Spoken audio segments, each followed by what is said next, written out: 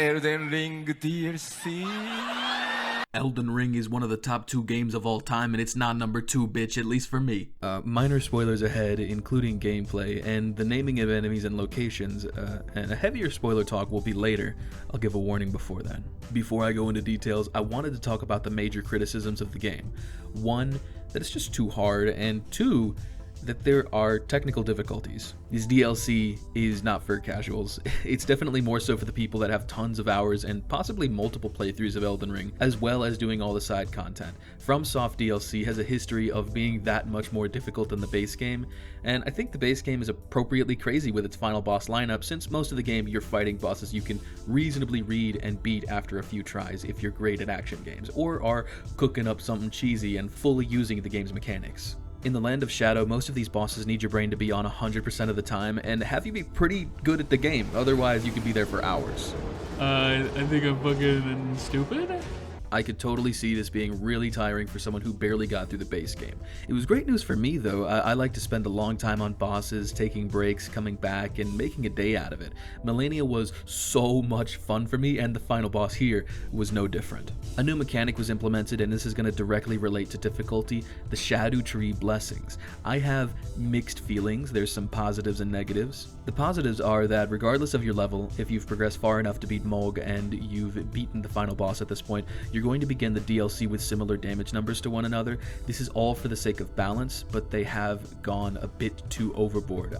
I beat the first main boss, Divine Dancing Lion, with no blessings, just to see if I could. It was fun, and I got to know the moves very intimately, but even though it took me 20 tries, I spent around an hour fighting this boss. Even within my strength weapons, which are supposed to be a trade-off of you having slower swings for more damage, they just weren't cutting it. It was very little damage. I toughed it out, but it was definitely advisable to spec into something else early on, like Scarlet Rot, Bleed, or Frost damage. Something that does damage proportional to an enemy's health, because I just didn't feel like I had much damage at all. Once I got more blessings, that trouble went away, and it was even updated to increase the potency of your first 10 blessings, but weaken the later 10.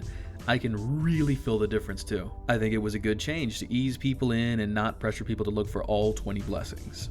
The negative of implementing Erdtree fragments instead of the static level is that, to me, it felt like I really wasn't gaining new power. It felt like I was getting back everything I worked for and built up in the base game. It was a very tedious feeling. I wasn't a big fan of it, and I'm curious to see if any modders will have a take on that element. Could be fun to go through the game and have that be, just a static level. About the technical difficulties, yeah, it's rough. People are reporting frame drops with top-of-the-line hardware. My little coal-powered industrial fan here sputters like an old jalopy in a Popeyes cartoon playing this game, which is a shame.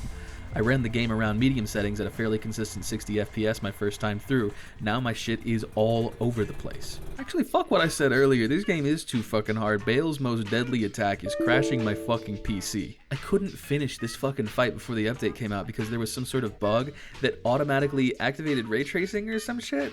Bro, that is bullshit. It really killed my momentum. I felt pretty close to beating him with a 6 blessings pre-update, but I just had to come back later. It just froze up on the same segment of the fight every single time.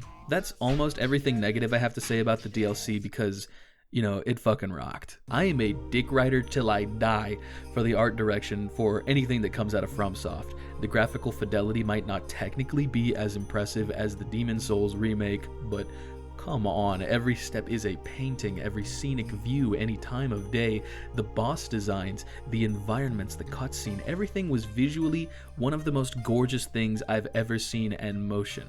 It really sells to me, this fantasy world. The music? Banger, you already know this. The explosive celebratory clash of the dancing lion to the mysterious and deadly fight with the putrescent knight. Yeah, cut his head off. His freaky little head. Now jump attack him. Yeah. Now do it again. No. Okay, see that part where you got hit? Yeah, you don't want to do that. Yeah. You're so fucking welcome, by the way. Another thing I thought was a bit lacking was the open world design. I do think it's detailed and there are stunning locations, but the points of interest felt strangely laid out compared to the base game. I apologize, but all I really have to describe that and a deeper level is just my feelings and a direct comparison to the first map. Once you make it to Limgrave, you have a wealth of options immediately available to you. A beach that leads to a cove, a path that leads to a map, an ash of war, 2 weapons, a church where you can meet Kale and learn about smithing where he sells you some pretty nice beginner items, the tree sentinel that serves as a reminder that you will have to explore and come back, the lake that leads you to 2 separate caves, a catacomb, a dragon boss, 2 NPCs, and a trap that leads you to a sneak peek of Caelid, which is hilarious. That is like the second thing I did in the game.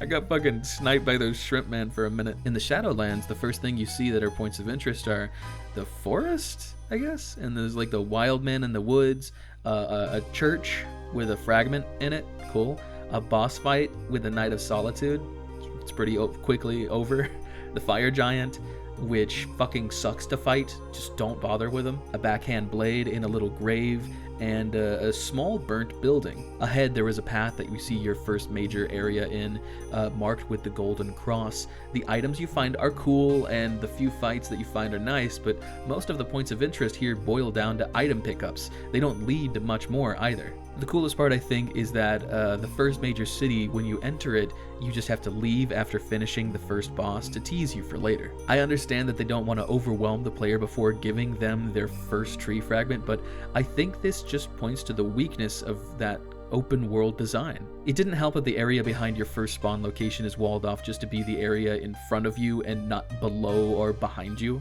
It also made me upset that this was an open world format. Why set up these locations just before the first Remembrance boss if they resulted in only items? Especially since a lot of the pickups in the more detailed areas just turn out to be smithing stones. It makes me kinda hesitant to stray from the main path because more often than not, it didn't feel like I was getting rewarded for doing so. Aside from the gorgeous views and teaser of later areas, the areas or levels that do have more time put into them are impeccable. Bellurat Tower, the Catacombs, the Stone Coffin Fissure, the Mansion, the Shadowkeep, and the magnificent Enir Elim were tightly designed, controlled experiences. It was beautiful, but it really makes me see the flaws in an open world setting.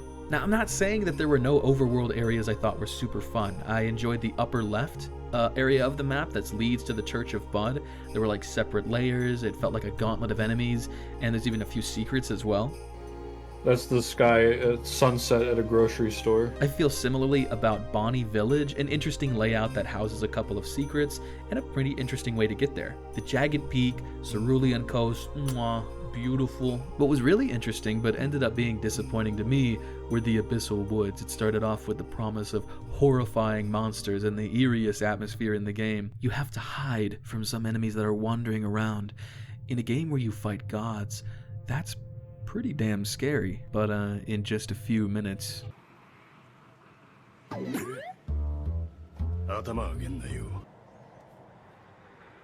bitch, walk faster. Walk faster, god damn it. God damn it. Walk faster. Bro, this is cool and all, but I'm fucking bored. The open world nature of the base game of Elden Ring didn't really bother me just from the volume of things you could do in every area of the map, and the number of detailed guided sections. To me, the DLC lags behind that just a bit. For the new weapons, spells, incantations, ashes of war, talismans, items, and armor, amazing showing. I think a nice variety was made for the DLC, which makes for an even more fun playthrough and a longer lasting PvP scene. I'm particularly excited over the foot wraps added to the game that adds kicking animations set as a fighting style. Oh, hell no. I gotta kill that thing right there. Oh my god, Lion Claw. Oh, he's kicking my ass. He's kicking me with his feet and shit. That That shit got blood loss. As well as the great katana weapon class, which straight up takes the animations from Monster Hunter. So damn cool. Alright, the bosses, dude? Home run designs. I feel like the fucking Costco guys right now. 5 booms on the fucking boom meter or whatever the fuck. I've been watching too much Northern Lion. The actual fights with the Remembrance bosses are peak. Expect the same level of quality from the base game's Remembrance bosses. People are saying that they are way overtuned, but don't be afraid to wander around and pick up fragments before attempting something again. It's the same as when the game first came out and Margaret was kicking people's asses because they were like level 7. Change up your approach. The DLC gives you many tools for you to play with.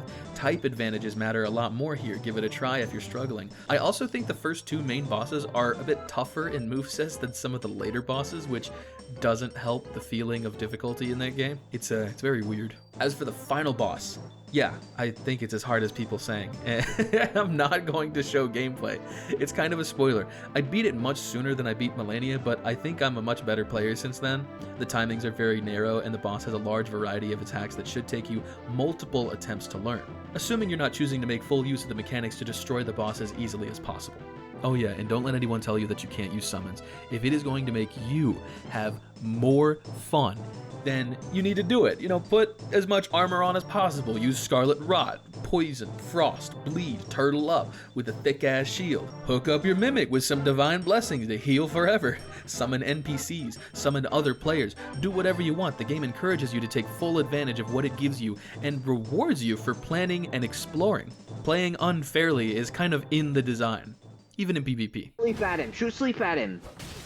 Yeah. I fell asleep. I fell asleep. I can't do nothing. I'm going to vaguely reference characters and events so I can cover an interpretation of it in its own video. I love what they added on to the lore, and the NPC questlines feel like they really make use of the fact that they're in a DLC for an explosive conclusion. I'll talk more about that in another video. These characters are pretty special to me. The actual plot, if you don't skip every spoken word, skip the item descriptions, beeline the main boss, and just attempt to find some meaning out of what you hear, you can get a pretty solid idea of the events. The story is fairly straightforward. Elden Ring's base story was said to be one of the more straightforward ones, but even then, players can completely miss the intentions and motivations behind several events and characters. You just get vibes, which is totally fine. This time, you know the characters involved. You know what they look like, you know where they were mentioned, and even if you don't entirely understand, vibes can carry like crazy, especially with the final boss. Now if you go a bit deeper, if you're reading the remembrances, exhausting NPC dialogue, looking at an occasional interesting item here and there, and paying attention to the environments, you'll get a pretty damn good idea of what's happening, pretty damn simple. Of course, there are implications, mysteries still out there, but a lot of things were answered too for lore hunters. I'm going to spoil the final boss and talk about the events of the story. If you don't want spoilers, thanks for watching, see you later. Surprised you made it this far. Those of you that want to stick around, okay. My boy Mog beat the allegation. Aliens control the government. Femboys have mind control powers. I love the main story that we got about Miquella and the new information that we got on Marika, recontextualizing the curses upon her children, the Greater Will, the Newman people, the Omen who are actually the Horn Sent, the Marika's shattering of the Erdtree, the Elden Ring. Not everything is going to be answered in this DLC, but for those willing to read just a bit, there's a list of revelations to be made, and I love looking through the text little by little. And of course, I watched a couple of lore videos to get everything organized for me. The NPC quest lines were something that I was really looking forward to from the trailer. I love NPCs in FromSoft's games, so as a group of people dedicated to Miquella sounded fucking awesome. Also, those that follow Miquella would surely tell us what we needed to know about him, and they really did. They were controlled, and despite being controlled, there was a sort of bliss to them. It becomes well established that Miquella controls people with his abilities. It's not just the body, but the mind. Sir Moore and Tialier were irreparably upset by Miquella's charm being broken, or rather not upset, but lost. Those two represent what Miquella's age of kindness can truly grant. They were outcasts, while Sir Ansbach represents what one would truly lose, your ideals. Following him gave them all purpose, regardless of if they came to that purpose themselves. They truly had a sense of belonging.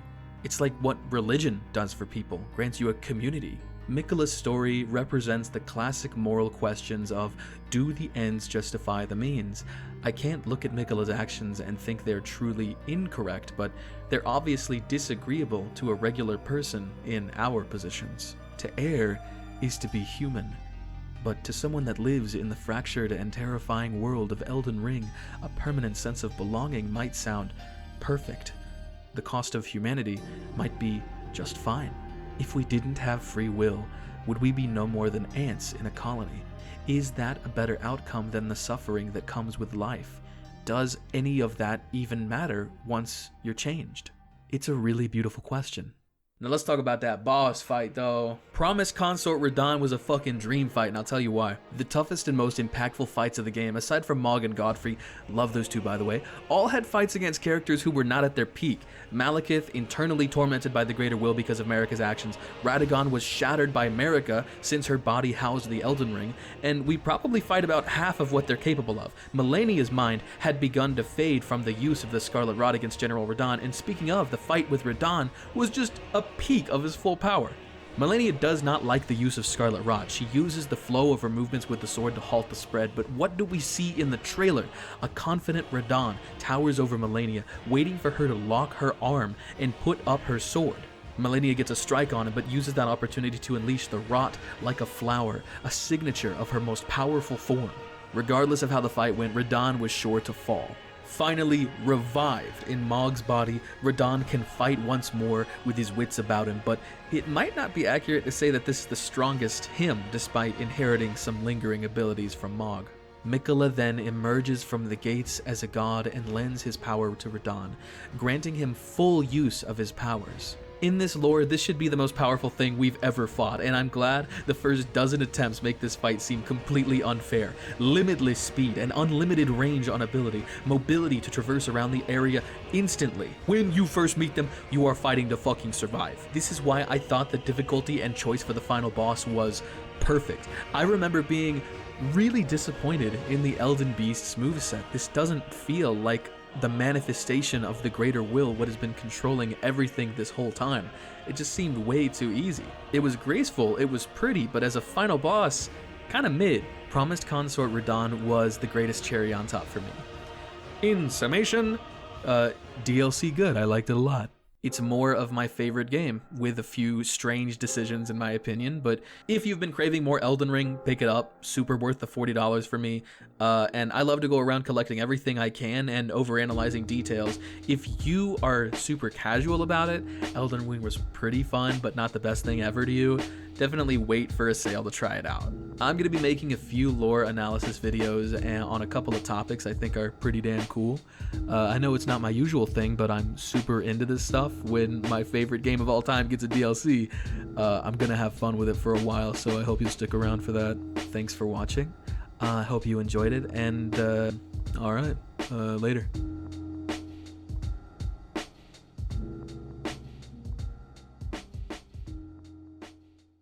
Pick some right up like that. Isn't it neat?